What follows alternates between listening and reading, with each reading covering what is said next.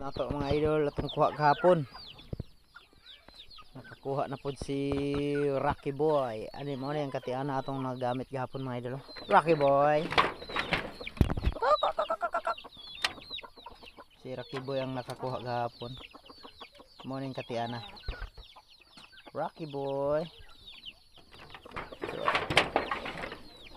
ari itong nakuha gahapon mga idol oh. Gahapon February 21 nakakuha gahapon man nakuha nito gahapon. Hindi na kay idlas ba man kuha na to gahapon.